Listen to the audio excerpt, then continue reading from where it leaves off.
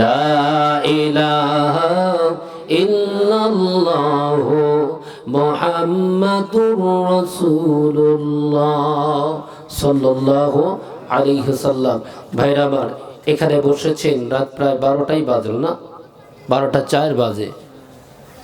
আপনাদের বেশি সময় বিরক্ত করব না, আধা ঘন্টা সময় দিবেন তো? কথা বলেন, দিবেন?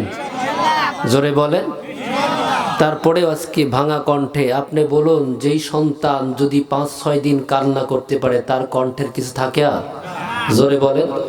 তারপরে ওই মালিকের কাছে একটু শুধু কামনা করছি, আমার দ্বারা যেন আপনাদের কিছু খেদমত করার সুযোগ দেয়। সকলে বলুন আল্লাহুম্মা আমিন। এইখানে বসতে দেওয়ার মালিককে? আচ্ছা বলুন, এখানে যারা বসেছেন উঠবেন কে কে? হাত তোলেন তো। উঠে চলে যাবেন? কেউ যাবেন না? দেখি কে কে যাবেন না, হাত তুলে দেখেন। কেউ যাবেন না? লিল্লাহে তাকবীর। আর জোরে বলতে হবে ভাই, লিল্লাহে তাকবীর। আল্লাহ কবুল করে, সকল বলুন আমিন। আমি তো আপনাদের এই পাশে নতুন এসেছি, ঠিক না? তাকে এর আগে আমাকে কখনো দেখছেন? কখনো দেখছেন? দেখেন নাই। কিন্তু আমি সিরাজগঞ্জের এই পাশে ব্যাপক মাহফিল করেছি, কিন্তু এই জায়গাটা নতুন। আপনাদের কাছে একটু বিনয়ের সাথে প্রশ্ন করে জানতে চাই, এখানে আসতে দেওয়ার মালিককে? আরো জোরে বলেন। সেই মালিকের দরবারে শুকরিয়া জ্ঞাপনার্থে আমরা একটু জবান খুলে জোরে সোরে বলতে পারি কিনা আলহামদুলিল্লাহ? আরো জোরে বলে আলহামদুলিল্লাহ। লক্ষ্য করি দরুদ ও সালাম যিনি হলেন মানবতার মুক্তির দূত, সাইয়্যিদুল আকওয়াম, সাইয়্যিদুল মুরসালিন, জনাবে মুহাম্মদুর রাসূলুল্লাহ। আমরা সকলে বলি সাল্লাল্লাহু আলাইহি ওয়াসাল্লাম। বলুন তো দেখি, এই যে কবরস্থানে শুয়ে আছে, পরিবারের কেউ আছে না নাই? যারা এখানে বসে আছেন, কেউ না কারো একজন হারিয়ে ওই কবরস্থ হয়েছে। কথা বলেন। আমার জ্ঞানে আমার পরিবার থেকে আমি 3 জনকে দেখলাম হারিয়েছি। বাবাকে হারিয়েছি, 2 বোনকে হারিয়েছি, এখন আমার মাকে হারানোর পথে আমি বসে আছি। এখন বলুন, এই পৃথিবীতে যেই মালিক আমাকে আপনাকে পাঠিয়েছে, সেই মালিকের খেদমত করার, ইবাদত করার দরকার আছে না নাই? জোরে বলেন। এই জন্য একটা আয়াত মনে রাখবেন, সূরা বনী ইসরাইল 23 নম্বর আয়াতে আল্লাহ পাক বলছে, আল্লাহ তা'বুদু ইল্লা ইয়্যাহু ওয়া বিল ওয়ালিদাইনি ইহসানা। আল্লাহু আকবার বলেন। আমি পিতামাতার বিষয়ে আলোচনা করব না, আমার পয়েন্ট এটা না। আমার আজকের আলোচনা যেই সূরা, এই সূরার মধ্যে থেকে যেই কথাগুলো আসবে, যতটুকু উদাহরণ লাগবে ততটুকু আমি উপস্থাপনা করব। দেহা আমার চিকন চিকন মনে হচ্ছে, তাই না? কিন্তু আজকে 19 বছর মাহফিলের বয়স। আমি ধোলাউড়ি পাবনা কামিল মাদ্রাসার ছোটোখাটো একটা দায়িত্ব আছি, প্রভাষক পোস্টে। চেহারা দেখে সেটা মনে হবে না আপনাদের কাছে। আমি এই জন্য তাফসীর করতে যা লাগবে সেটাই আপনাদেরকে দিব, নাকি গণ? জোরে বলেন। আল্লাহ যেন তৌফিক দান করে, সকল বলুন আমিন। বলুন তো দেখি, আমাদের সৃষ্টি করেছে কে? মরণ দিবে কে?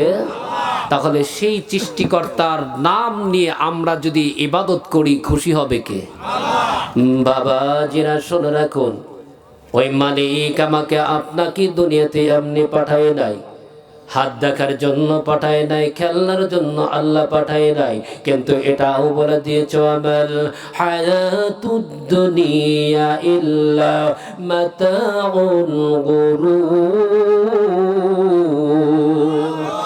আমার আল্লাহ ডাক মারে, নবীজি তোমার উম্মতদের কি বলার বলতো, আমি মালিক দুনিয়াতে মানুষ পাঠাইছি গো। আরে বন্ধু, এই দুনিয়াটা কিন্তু প্রতারণার জায়গা, ছলনার জায়গা। বলুন তো দেখি, বাবা সন্তানকে ছলনা করে, প্রতারণা করে, বাবার সঙ্গে সন্তানরাও ছলনা করে, প্রতারণা করে। এরকম সন্তানরা আমাদের সমাজে আছে না নাই? আরো জোরে বলেন, আরো জোরে বলেন।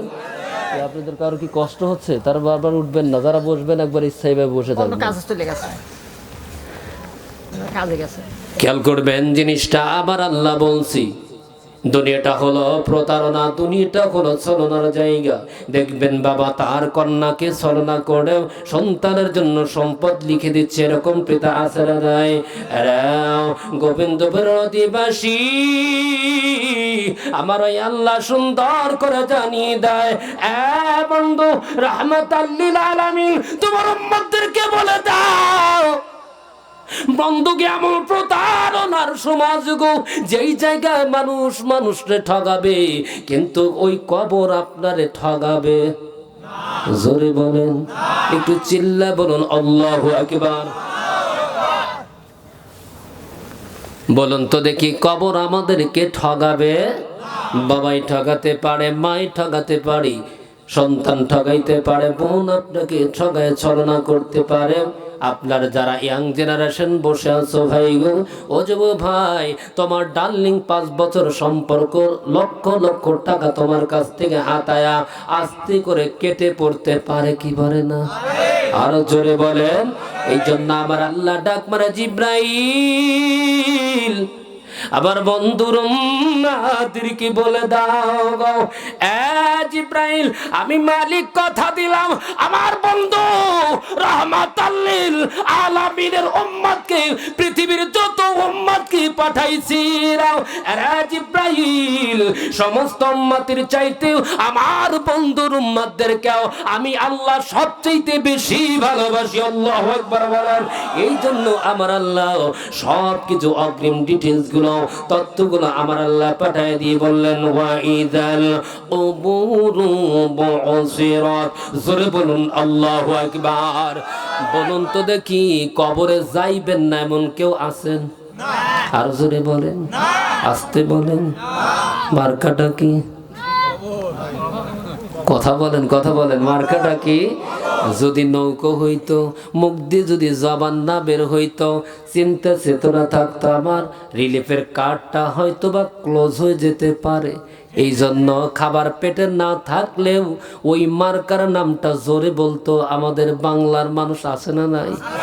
আরো জোরে বলেন। তাহলে আজকে মার্কাটা হলো কবর। জোরে বলুন কি? যেই জায়গাকে আমাকে আপনাকে যাইতে হবে। এখন বলুন, এই জন্য আমার আল্লাহ ডাক মারাও, জিব্রাইল যারে তোমার উম্মা আমার উম্মতি মুহাম্মাদি গো, আমার বন্ধুর উম্মতদের জন্য বলতে হবে, কবর যেই দিন উন্মোচন করে দিবে। আল্লাহু আকবার বলে। বলুন, কোন বিজ্ঞানীরাও এ জগৎ ব্যাখ্যা করে সমাধান দিতে পারে নাই। কোন মানুষ, কোন বিজ্ঞানী এ যাবৎ মাটির মধ্যে থেকে এত খনিজ পদার্থগুলো পার্থক্য করে দিতে পারে নাই, পৃথক করতে পারে নাই, কোনো না কোনো সংস্পর্শন থেকে যায়। কিন্তু আল্লাহ ডাক মারে, নবীজি গো, কাল কিয়ামত যেই দিন শুরু হইবে, কবর সমস্ত কিছু উন্মোচন করে দিবে। আল্লাহু আকবার জোরে বলেন। বলুন, যেই জায়গায় বসেও কোরআনের তাফসীর শুনছেন রে, এখানেও মানুষের অংশ থাকতে পারে কি পারে না? আপনারা যদি বলা যায়, ভাই গো, বন্ধু গো, 100 বছর পরে এই জায়গা বিজ্ঞানীকে এনে মাটি পরীক্ষা করে এর মধ্যে থেকে মানুষকে আলাদা করে দিতে হবে, বলুন তো দেখি কোন বিজ্ঞানী বেটার ক্ষমতা থাকবে? অথচ আল্লাহ পাক ডাক দিয়ে বললেন, কিয়ামতের ময়দানে কবর সমস্ত মাটিগুলা সুন্দর করে তার ভিতর থেকে যেই সকল খনিজ পদার্থ পর্যন্ত যেইগুলো থাকবে সবগুলো আলাদা আলাদা করে বের করে দিবে। আল্লাহু আকবার জোরে বলেন। এই জন্য আবার আল্লাহ ডাক মারে, নবীজি তোমার উম্মতদেরকে বলে দাও গো, আলিমাতু নাফসুম মা কদ্দামাত ওয়া আখরাত। জোরে বলুন আল্লাহু আকবার। আমার আল্লাহ ডাক মারে, নবীজি সেই দিন সব কিছু জানতে পারবে, আগে যা পাঠাইছে এবং পরে যেইগুলো ফেলে রাখছে সব কিছু আমার আল্লাহ দিবে কি দিবে না? এই জন্য আমার আল্লাহ সূরা হাশরের মধ্যে বলছে, ইয়া আইয়ুহাল্লাযীনা আমানু ইত্তাকুল্লাহা ওয়াল তানজুর নাফসুম মা কদ্দামাত লিগাদ। জোরে বলুন আল্লাহু আকবার। আমার আল্লাহ ডাক মানে নবীজি তোমার উম্মতদেরকে জ্বালাও রে বলদো, আমি আল্লাহ সব ব্যাখ্যা দিলাম। আল্লাহু আকবার বলেন। বলুন ওই মালিক ডাক দিয়ে বললেন ইয়া আইয়ুহাল্লাযীনা আমানুত্তাকুল্লাহ, হে ঈমানদাররা তোমরা আল্লাহকে ভয় করো। ওয়াল তানজুর, তানজুর শব্দের অর্থ অপেক্ষা করো। কিসের জন্য সেটা বলছো? তানজুর নাফসুম মা কদ্দামাত লিগাদ, তুমি অগ্রে আগামী দিনের জন্য যা পাঠাইছো সব কিছু আমি আল্লাহ তোমারে দান করব। জোরে বলুন আল্লাহু আকবার। বলুন তো দেখি যেই কবরে হাজার হাজার বছর মানুষ গোবাল তো অবস্থায় রয়েছে, এমন কবর যার পর দেখবেন 1 বছর 2 বছর পরে মাটি খুঁড়লেও সেখানে কোনো কিছু পাওয়া যায়। জোরে বলুন পাওয়া যায়। এই জন্য কবি বলছে কবর জায়গা ভালো নয়, কবর জায়গা ভালো নয়, আমল দিয়ে কবর গৃহ সাজিয়ে নিতে হয়। বলুন কবর জায়গা ভালো নয়, বলেন না ভাই কবর জায়গা ভালো নয়, কবর জায়গা ভালো নয়, আমল দিয়ে কবর গৃহ সাজিয়ে নিতে হয়, কবর জায়গা ভালো নয়। 6 দিন পরে নখ খসে যাবে, 9 দিন পরে চুল, কবর গাহের সামান নিতে কইল না কেউ ভুল, কবর জায়গা ভালো নয়, আমল দিয়ে কবর গৃহ সাজিয়ে নিতে হয়। বলুন কবর জায়গা ভালো নয়, কবর জায়গা ভালো নয়, আমল দিয়ে কবর গৃহ সাজিয়ে নিতে হয়। বলুন ভাই কবর জায়গা ভালো নয়। 17 দিনে পেট ফেটে শেষ, পোকার খাদ্য হবে, 60 দিন পর গোশ থাকবে না, কঙ্কল পড়ে রবে। জোরে বলুন ঠিক কিনা? 17 দিনে পেট ফেটে শেষ, পোকার খাদ্য হবে, 60 দিন পর গোশ থাকবে না, কঙ্কল পড়ে রবে।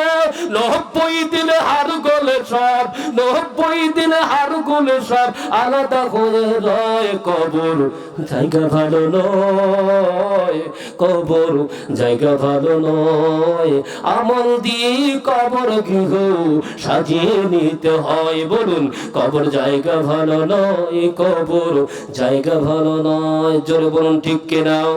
বলুন খারাপ লাগতেছে আপনাদের? আরো জোরে বলেন খারাপ লাগছে? বাবাজি খেয়াল করবেন, কবর সেই দিন আপনাকে পুঙ্খানুপুঙ্খ হিসেবে দিবে। নবীজি সুন্দর করে বললেন সাহাবীরা তোমরা শোনো, এমন কবর যেই কবরের কোনো জায়গা মাপার উপায় থাকবে। বলেন তো দেখি কবরে আমি আপনি যাব কি যাব না? জোরে বলেন। এই জন্য আমার আল্লাহ